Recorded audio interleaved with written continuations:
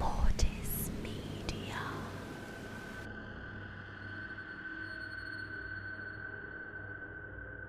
Good evening all, and welcome. Tonight we have a collection of Let's Not Meet stories pertaining to buses. So I hope you're ready for an interesting ride. Get comfortable and let the darkness take control.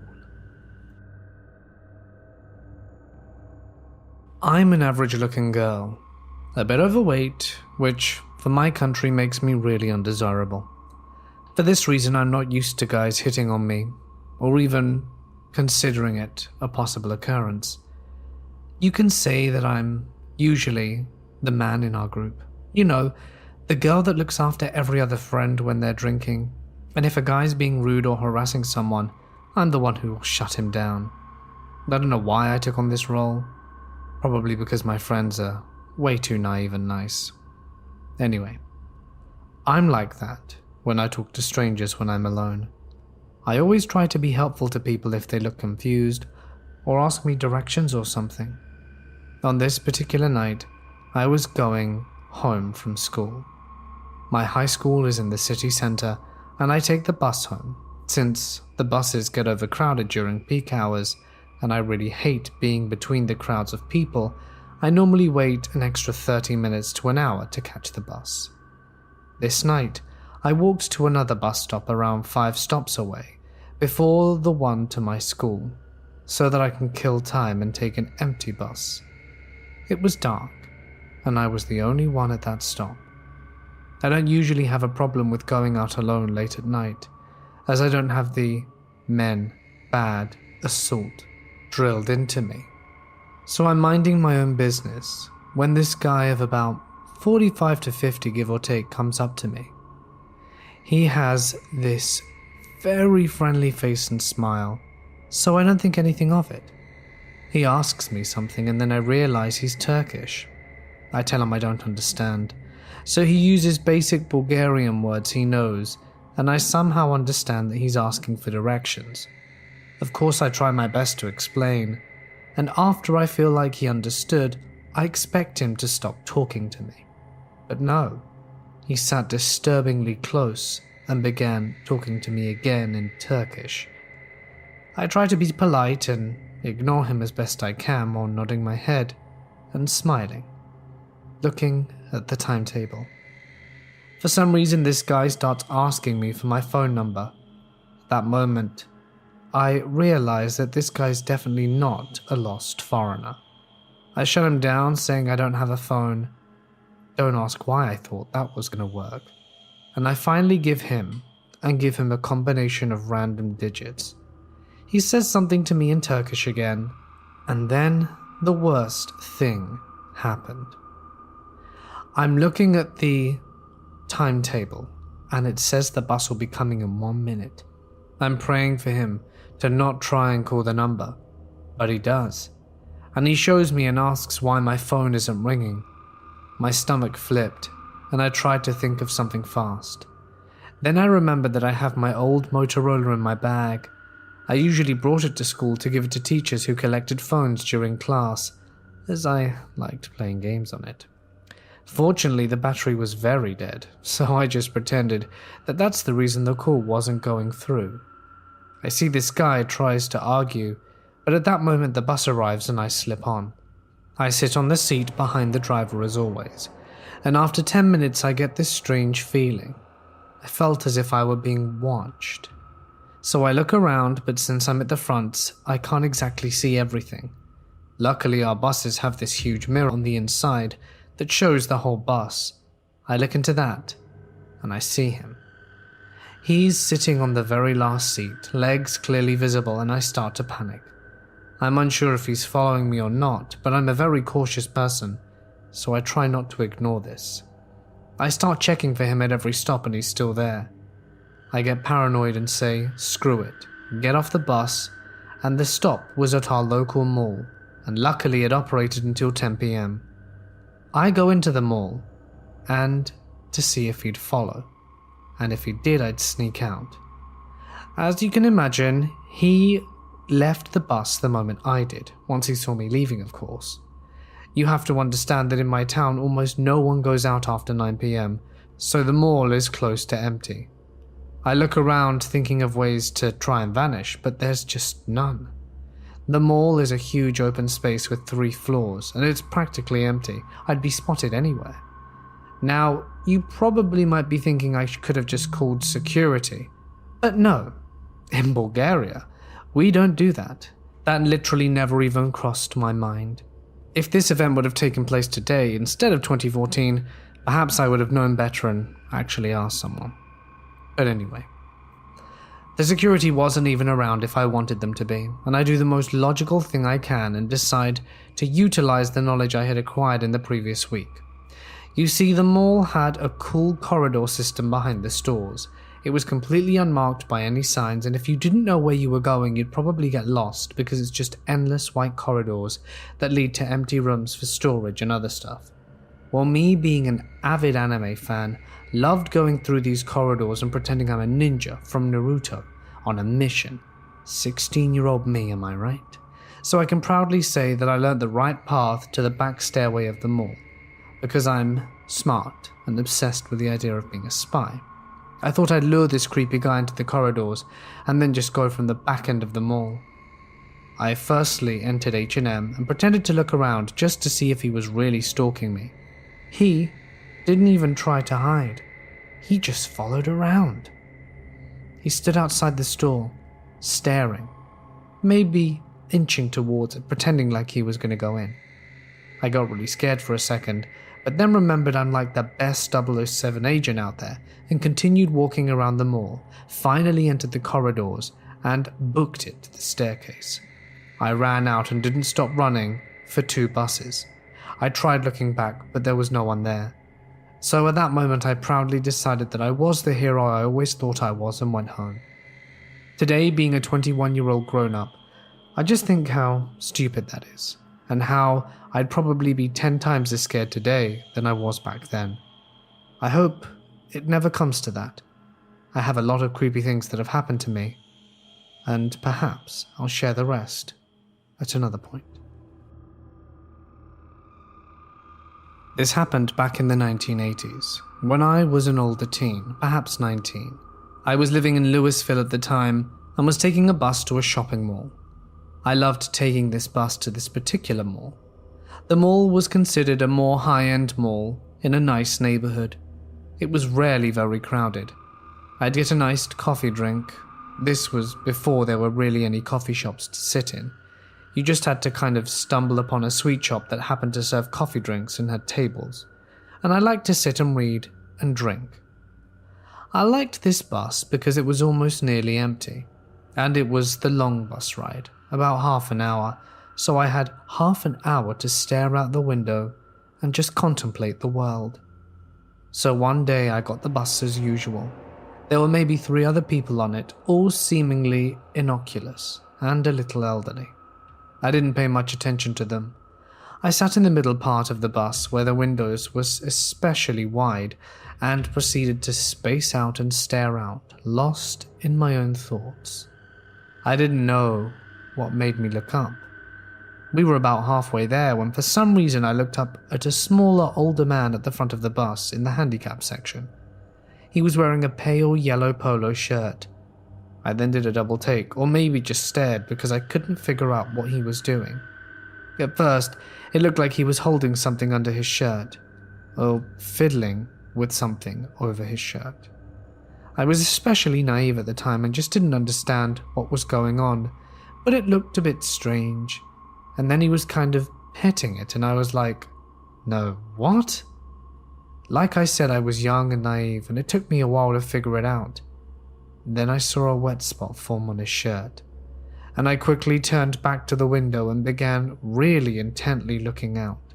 Well, wouldn't you know it, but the dude stood up and started making his way back to where I was sitting. I smacked my hand down real fast on the seat next to me so the guy sat behind me. "Does your hand in the seat mean it's taken?" he asked. "Yep," I say. I look up and catch the bus driver's eye in the rearview mirror. I had no idea what to do or even how to react really. It was funny and gross all at the same time. Again, this was the 80s. There wasn't the kind of awareness or communication like there is now. I felt that if I changed seats, he'd just follow me. Plus, at the time, I believed myself to be invincible and tough. This was a slight and short elderly man, or maybe middle-aged, but he just seemed old to me, and I didn't feel threatened by him. I wasn't scared, just grossed out. By the time we were near my stop, I sat there hoping he wouldn't get anything in my hair. When the bus pulled up to the mall, I leapt off and he didn't follow. What bothers me so much is that although I was an older teen, people always mistook me for being a much younger girl. So, as far as this guy knew, he was doing all of this at a young teenage girl. Disturbing creep.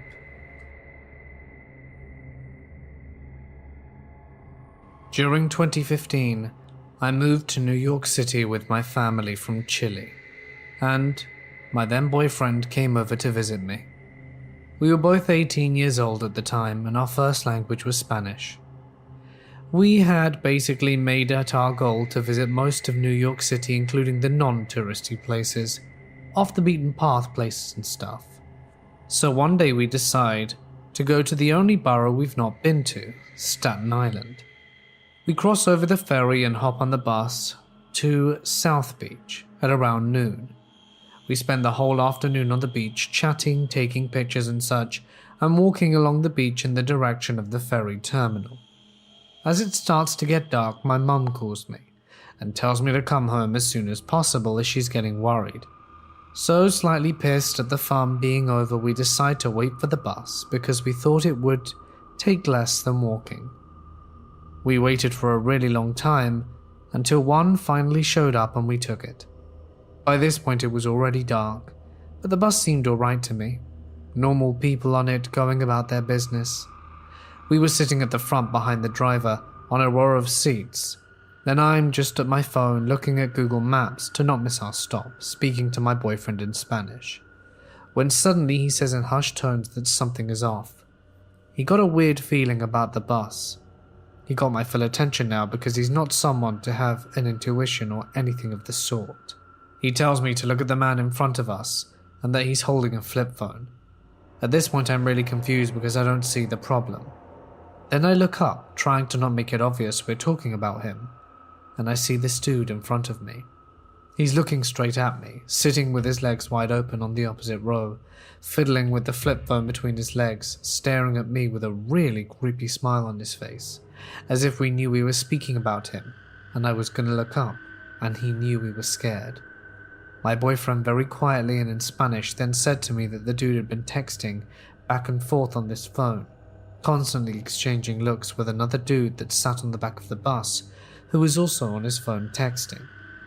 He says it's weird that someone in this day and age had a flip phone, and that the phone looked like one you'd throw away later. I tell him, so do you think he wants to steal my phone? Which was a really terrible $50 LG, but it was the only thing of value I had on me at the time. We weren't carrying any bags, expensive clothes, nothing. Just jeans, a hoodie, and my phone. My boyfriend didn't even have his on him because he didn't have data in America. He responds, no, that's not what he wants. He's been staring at you this whole time, texting and exchanging glances with the man at the back, and looking at me smirking. He knows. I know he's looking at you. Also, the guy sitting to your right, he was sitting right at the back next to the second dude, and he changed seats a few minutes ago, and now he's next to you? At this point I've been staring at the ground while he hushes all of this, and I look up ever so slightly, and to my surprise there's a third dude sitting right next to me. I was on the end of the row of seats, and he was sitting on the first pair of seats that are perpendicular to the row. I start looking at the three dudes, and each time I make eye contact with them, it's as if they'd been expecting me to look at them. He tells me all three men have been looking at each other. The one sitting perpendicular to me just switched seats with the one from the back to be closer, and the guy in front of us seems to be the most intimidating because he keeps smirking and appeared to be the one planning whatever it was they had in mind. I agree that he's got a sort of alpha attitude. We sit uncomfortably for about half a minute thinking something is about to go down. The atmosphere was so tense I could feel their eyes piercing through me. By this point it was clear all three of them were in on it, but it was already dark out. Buses were not very frequent, and we were scared to get off and have them follow behind us. So we reach our stop, where one of the other few people on the bus, an elderly lady with a little shopping cart, rings the bell and starts getting up from her seat.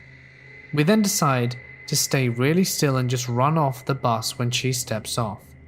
We did exactly that, remained in our seats, and when the lady was hopping off the bus, 1 foot off and the other still on, we ran and got off the doors right as they were closing. We waited for the next bus, which had more people on it and obviously didn't feel the same weird energy, and we got to the terminal to take the ferry back to Manhattan, always looking back over our shoulders. We got home to my parents and told them about it. My dad went white as a sheet and told me never to go back to Staten Island, even though he's not much for worrying. My mum, on the other hand, nearly threw a fit, said she had a really bad feeling and she wanted me to come home, and that's why she'd called me. To this day, I don't know what would have happened if we hadn't have gotten off the bus right there, and I've never felt such relief when I got off. It's really scary to think about, but I genuinely think, and my boyfriend agreed, that's because of the way they were staring at me, and the look, sort of like they were mocking him. It was probably something much more serious than robbery in our opinion. I was living with my grandparents at the time. They lived in a far-out residential area of a town at the end of a road that then leads into farming areas. They were in a townhouse complex, unfortunately, right at the front, which meant it was a 1-minute walk out the complex to the bus stop across the street. My stop was the very last stop on the route. One day I was waiting at the bus stop that's right near the trendy downtown area of my city, but a little out of the way. It's a relatively small city and doesn't have the greatest bus system. There were only 2 buses that stopped at this particular stop. The one to my place and the one into the next town over. This was its last stop before hitting the freeway. The stop is also right next to the restaurant where my then fiancé, now husband, worked as a manager. I was sitting there messaging my fiancé as he was just starting to close up at around 4 p.m. But it was a lunch joint, and a kind of sketchy, dirty-looking guy comes up and sits down on the bench. There was plenty of room, so it was no big deal, and after a moment he starts making conversation. This was around 2 years ago, so I don't remember exactly what he was saying, but I asked if he was taking the bus into the nearby city, and he said yes, that he lived there.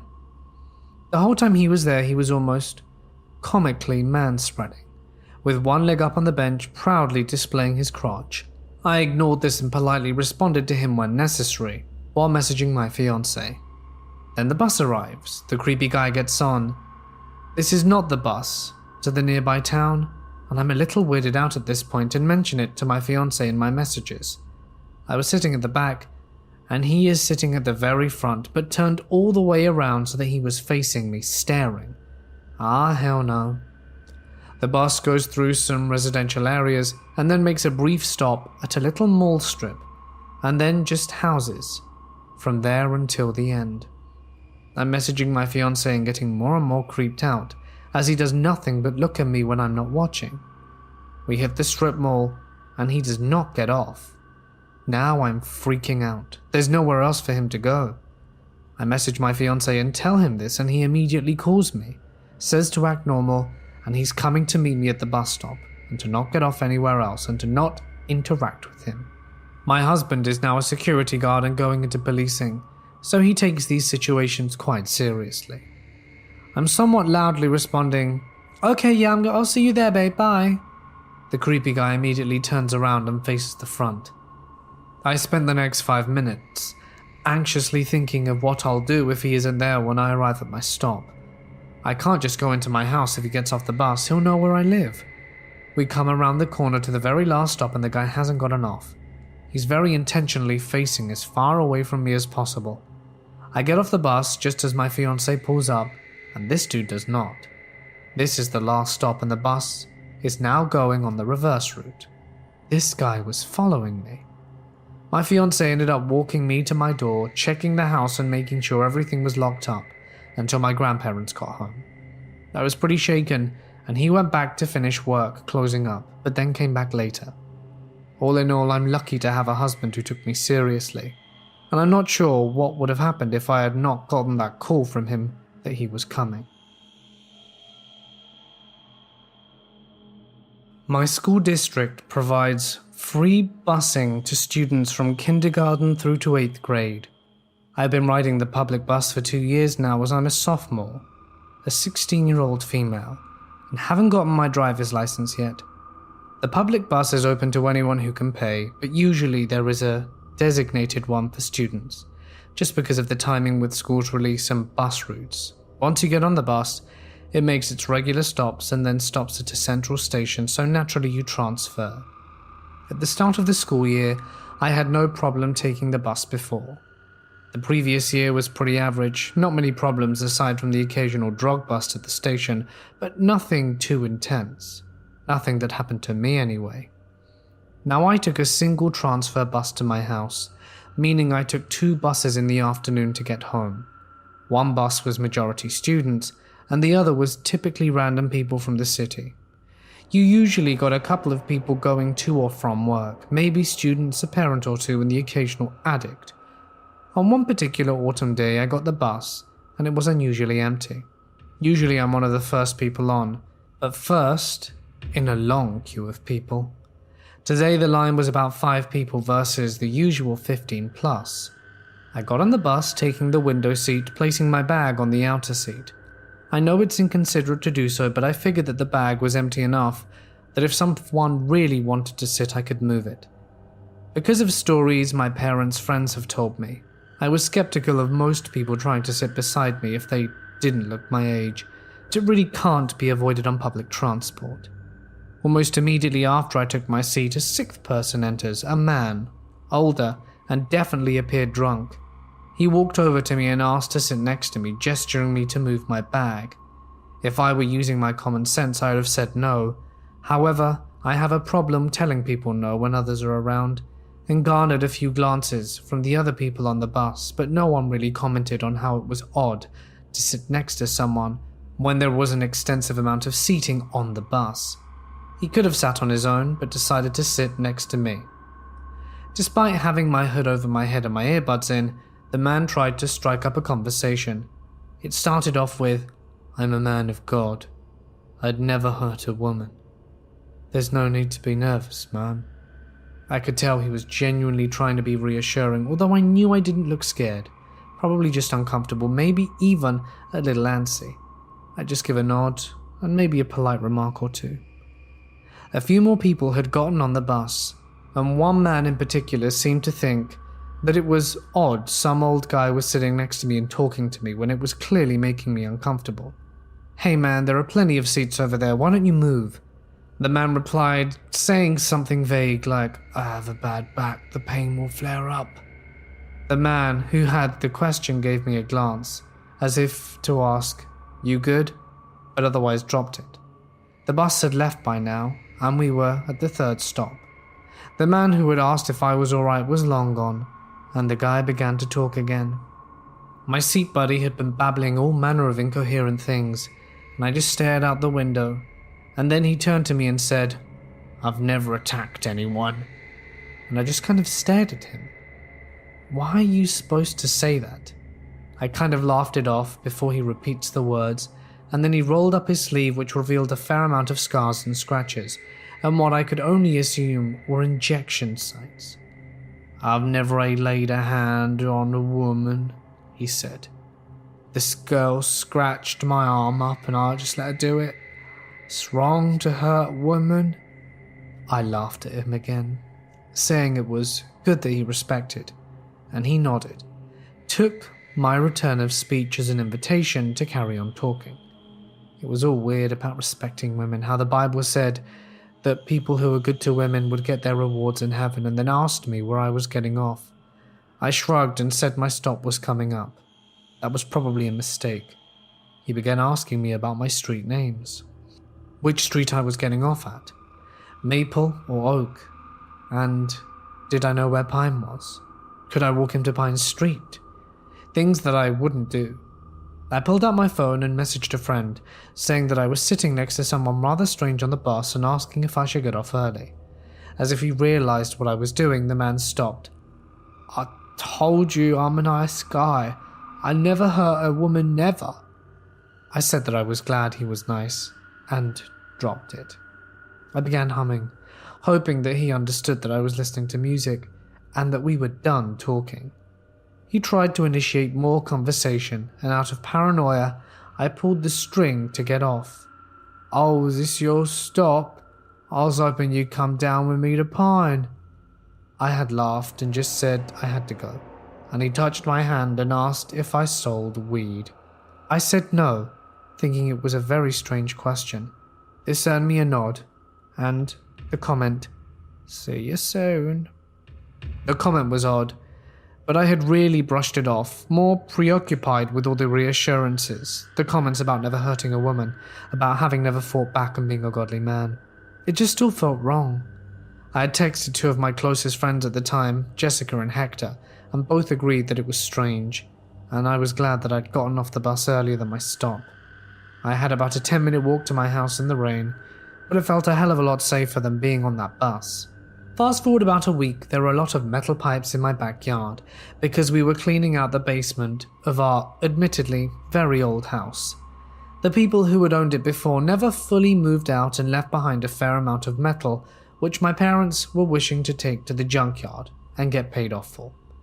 My father had joked that it was enough to buy a large dinner for our family, which would be a feat considering my parents have 5 kids with very large appetites.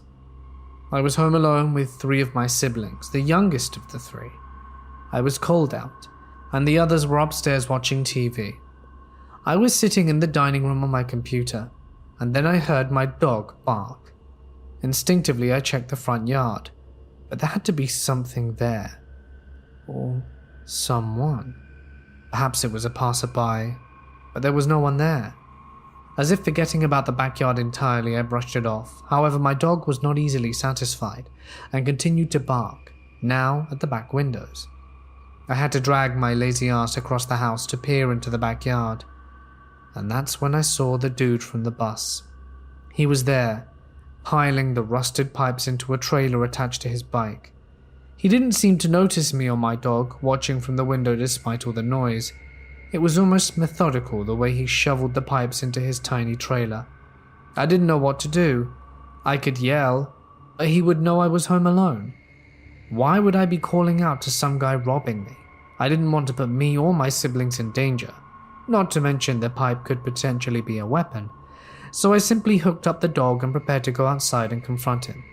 I knew it was the same man from before, because when I'd stepped foot out the door, his head finally turned and he smiled. "Oh, hey, I thought you lived on Maple. After all, that's where you got off." He seemed unfazed, and I was stunned. And that's when I heard the familiar crinkling of gravel under rubber, and realized my mum had made it home. She was out the car in an instant, yelling at the man to return her property, even if it was just rusted pipes. The man waved one of the pipes at her in a threatening manner before hopping on his bike and riding away. My mum wasn't too pleased with me, saying I should have done something. I told her I did what I could, and she said she was glad that I was alright. She filed a police report, but no one ever found him, and what could they really do? The pipes were practically worthless and long gone by now. I still haven't mentioned what happened with the man to anyone but Jessica and Hector and a few other friends of mine. Now I only take the student bus to a busy coffee shop downtown and walk the rest of the way home. I take more complex ways and add many twists and turns needed if someone tries to start a conversation with me. I know it's probably just some sort of paranoia, but I can't figure out how the guy found my house, whether it was coincidence or not. But he knew where I got off the bus. He remembered, and that was enough to faze me for ages. I still think about this even though it's happened at the beginning of 2019. And so, although I hate to end with a cliche, the guy on the bus, let's not meet again.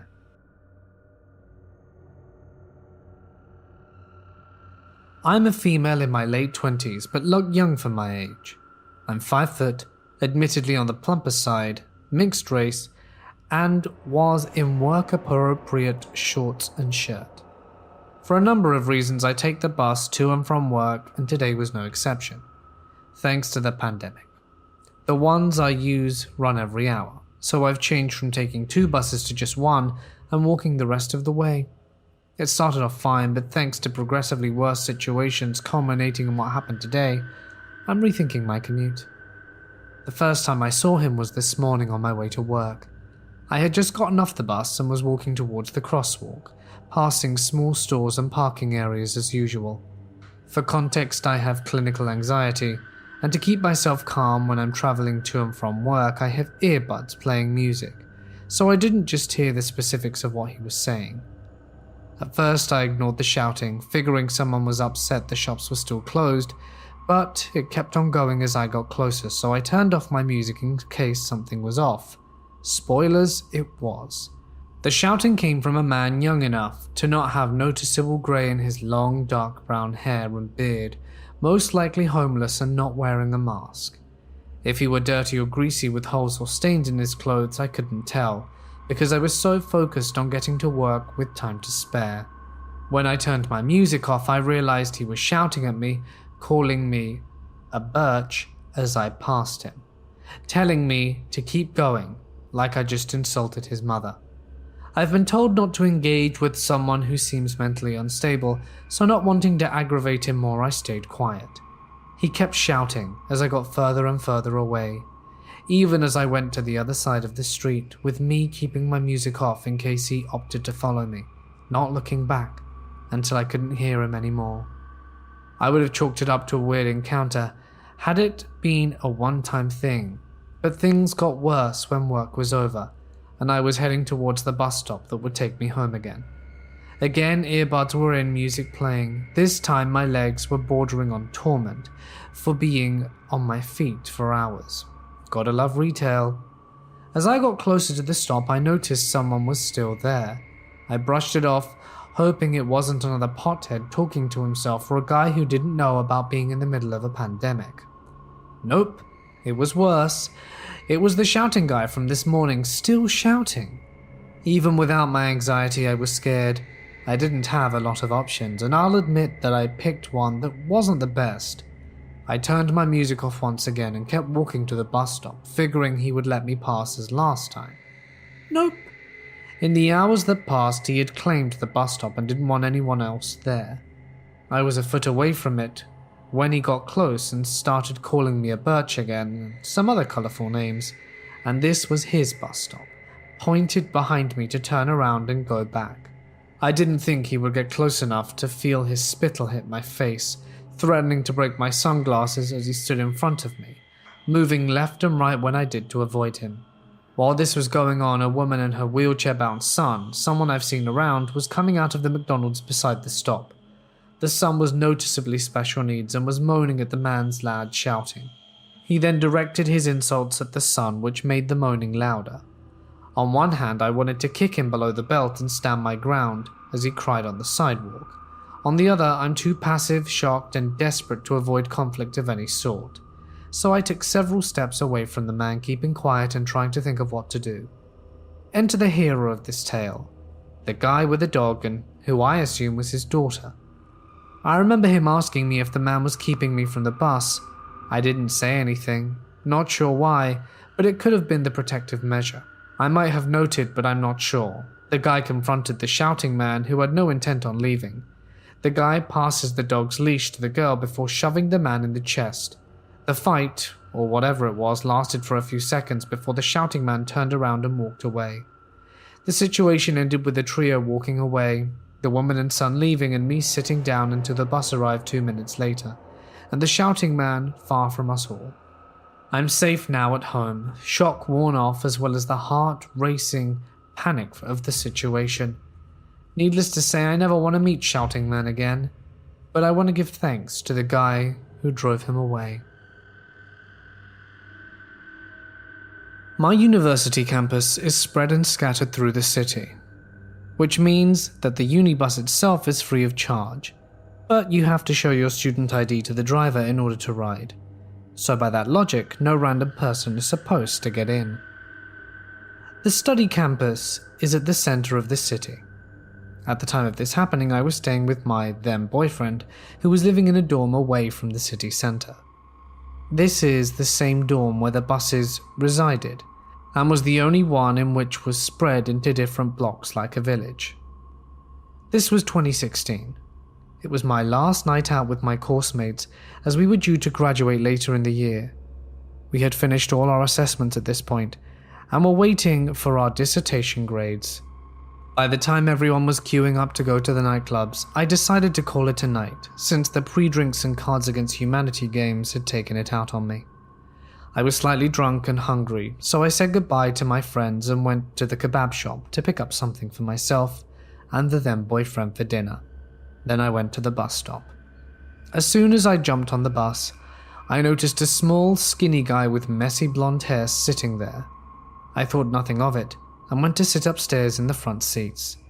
As soon as the bus started to ride off, the same guy came up the stairs and sat in the front seats on the other side. He was shifty, rocking slightly and glancing over at me. Meanwhile, my kebab was on the seat next to me, clearly reserved for the food, and after a few moments he asked if he could sit next to me. There were red flags starting to go off, but I said no, as there was plenty of space on the bus, and I really deeply wanted to tell him to piss off. He ignored me anyway, and immediately shifted over to the seat next to me, so I had to move my takeaway onto my own lap. He pressed questions onto me, what I was studying, what year of study, and held out his hand to shake mine. I complied, just so that there would be no trouble, so I asked him the same questions. He said, before I left, I was studying business. He left uni. When did you leave? I asked. At the end of first year. Joined in 2013. That was the same year I had started. How did you make it onto the bus? They only allow students on. He pulled out his student card, which didn't expire until next year. I examined the name on the card he showed me. I remember now his first name was Daniel. It would be good to use later. He asked me when I was getting off, and I told him my stop was at the end of the line. He told me he was getting off 2 stops before mine, but that he remembers living in the village halls, and he continued to chat and rattle on. I was too concerned with the fact that we had already stopped and driven away from the spot he said he was getting off at. He was following me all the way back to the dorm. Something needed to happen. I had to think quickly, as soon as we get off. Oh no, he said with a sly grin. Looks like I missed my stop. We were approaching mine. He asked me if there was another bus going back out. I knew this was the last one, but claimed ignorance. As we were all leaving the bus, I told him on the stairs, why don't you ask the driver? This could be the getaway card I needed. Just as I stepped off, he stopped, distracted in conversation with the driver, and I pegged it, takeaway in hand. As I got to my boyfriend's room, he asked why I was so out of breath. I told him everything, and that the guy was probably still on the property. He took his keys off me and said, I'm going to go out there to see if he's still out here then. I decided that I wanted to follow since he was a larger build than the weirdo and stood at 6 foot. We both stood outside for a few minutes when suddenly the weedy guy ran towards us from the other end of the village halls. You lost? Said the boyfriend. Oh no, I was just following this bird home. I peeked my head from behind the boyfriend. Yes, you were. That would be me. The blood on this guy's face dropped visibly. It might have been you, can't remember, he said. The boyfriend offered to take him to the security office. They'll help you out on your way. Where'd you need to go? He kept up the pretense that he was a student and said he needed to get back to different halls, but just as we were approaching, he saw a taxi drop someone off and ran to it. Gave the driver a completely different location to the halls as he had mentioned, and was gone. Since I had details about the guy, I went to our security. His name was Daniel something. He studied business here, and know for a fact he started on the same year as us. His ID is like mine and didn't expire until next year. That's how we got on the bus, and I think he lived in the village halls. With the power of social media, we looked up the group page for the year for the halls and every member that had joined. We found his profile, and he actually lived in Cornwall, but was probably just seeing friends down here. Why the hell was he out here on his own then? We made sure to give security everything. I'm unsure if anything happened after that, but one thing is sure to me. If I hadn't decided that getting him talking to the bus driver was a good distraction in order for me to get away, I don't know what would have happened. The fact that he ran towards us from the other side of the whole campus confirmed to me that despite not knowing where I went, he still had full intention of running after me. Daniel, let's never meet again. I had recently moved to York a few months back, and after the first month there I decided to start taking the bus, because it would be cheaper than paying for gas. This all happened when I was waiting at the bus stop after work. This guy, who I assumed was homeless because of his disheveled appearance, was waiting for the bus as well. He asked me if I had any spare change, and I told him I did not. This angered him. Multiple times I caught him glaring at me, and it was enough to put me on edge, but the bus came and I was somewhat relieved. I got on the bus, paid with my prepaid ticket, and took a seat in the very back. The bus was pretty crowded and noisy, so I put in my earphones and started listening to a podcast. And soon the creepy homeless guy was out my head. The bus pulled into the transfer station and I got on the 5W, sitting in the back as I always do. That's when I noticed that the homeless guy was also aboard the 5W. This sent some waves of anxiety through me. But I couldn't believe that he was following me yet, and I really wanted to believe it was coincidental that he was taking the same bus as me. So again, I tried really hard to keep him out of my mind, which eventually worked. I got off my bus and started walking home, earbuds in, listening to Adventure Zone, Amnesty, if anyone's wondering, and I walked up to my house and opened the door, and my pit, Lily, greeted me, like she always does. This is when things got creepy. Lily started barking, which she never does, and she was staring at the window above my kitchen sink. It was the damn homeless guy. It looked like he was fiddling with the window trying to open it. I ran outside, Lily on the leash, barking at the man and tugging against it. I told him he better piss off, or I may accidentally lose my grip on the leash.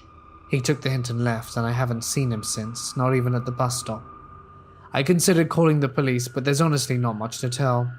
I probably will call them and report the homeless man, so hopefully he doesn't try it with anyone else.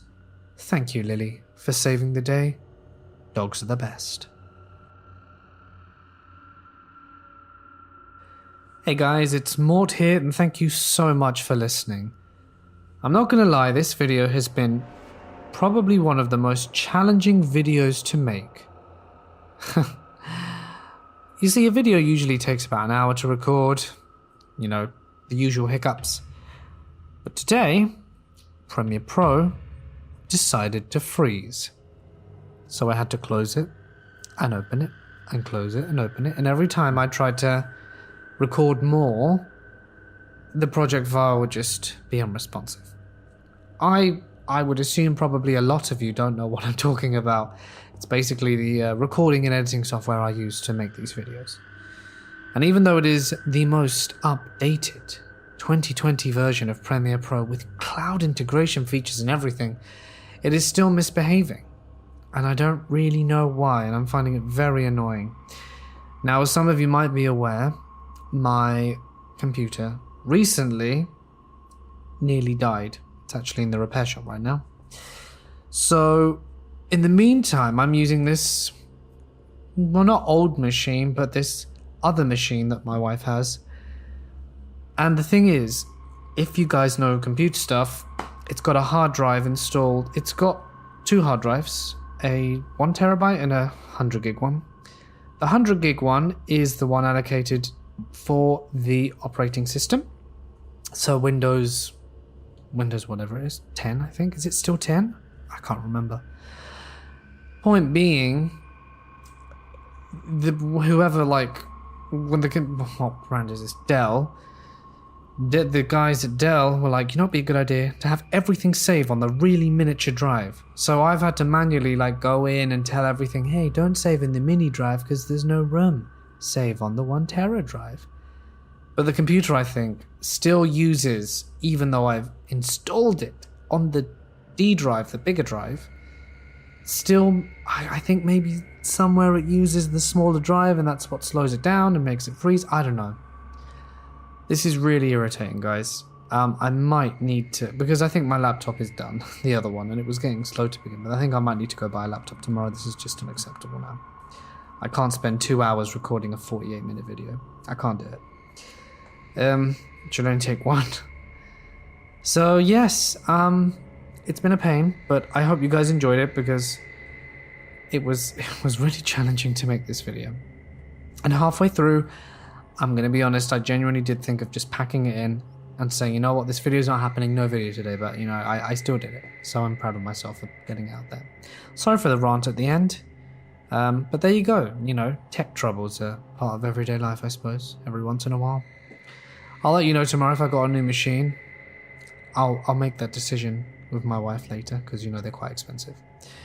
Thanks, guys. Stay awesome. And to you, Dell Machine, behave. And I'll see you in the next one.